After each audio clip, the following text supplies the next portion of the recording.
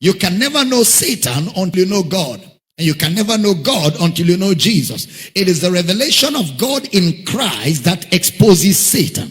Because darkness is only exposed in the light. So until you know Jesus, you can't know Satan. That's why there are a lot of theories on Satan that are unfounded. Because the people who are the proponents of those theories are working by assumption, experience, and hearsay or rumor. So it will take a revelation of God in Christ to expose Satan wherever he is operating from. For example, Numbers 15:32. Numbers chapter 15, verse number 32. And while the children of Israel were in the wilderness, they found a man that gathered sticks upon the Sabbath day. Next verse. And they that found him gathering sticks brought him unto Moses and Aaron and unto all the congregation. And they put him inward because it was not declared what should be done to him. And the Lord said unto Moses, pay attention, the man shall be surely put to death. All the congregation shall stone him with stones without the camp. Next verse. And all the congregation brought him without the camp and stoned him with stones, and he died as the Lord commanded Moses. So here is a man who went out on a Sabbath day. He was hungry, went to look for sticks to eat some food, and they caught him and stoned him to death. And they said, the Lord commanded.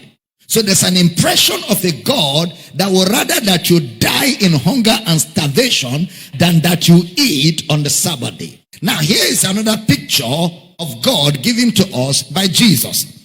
A woman is caught in the very act of adultery. John chapter 8 verse 3. John chapter 8 verse number 3.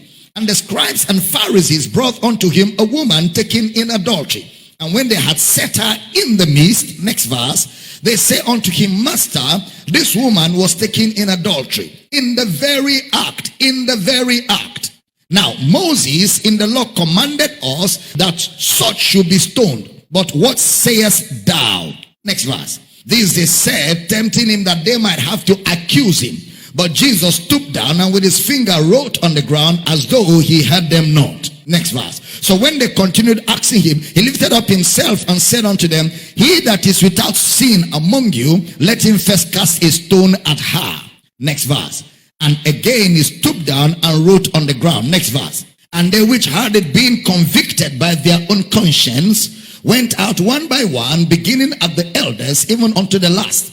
And Jesus was left alone, and the woman standing in the midst. Next verse. When Jesus had lifted up himself and saw none but the woman, he said unto her, Woman, where are those thine accusers? Hath no man condemned thee? Next verse. And she said, No man, Lord. And Jesus said unto her, Neither do I condemn thee. Go and sin no more. So this is the scenario.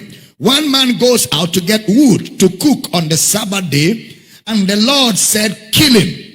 A woman was caught in the very act of adultery, and they brought her to Jesus, and Jesus said, Neither do I condemn thee, go and sin no more. So it gives you an impression of a contradiction here.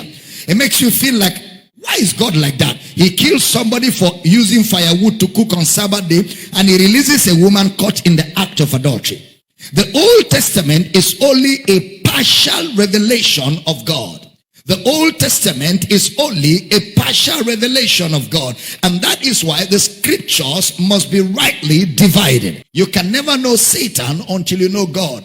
And you can never know God until you know Jesus. It is the revelation of God in Christ that exposes Satan.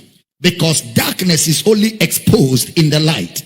So until you know Jesus, you can't know Satan. That's why there are a lot of theories on Satan that are unfounded, because the people who are the proponents of those theories are working by assumption, experience, and hearsay or rumor. So it will take a revelation of God in Christ to expose Satan wherever he is operating from.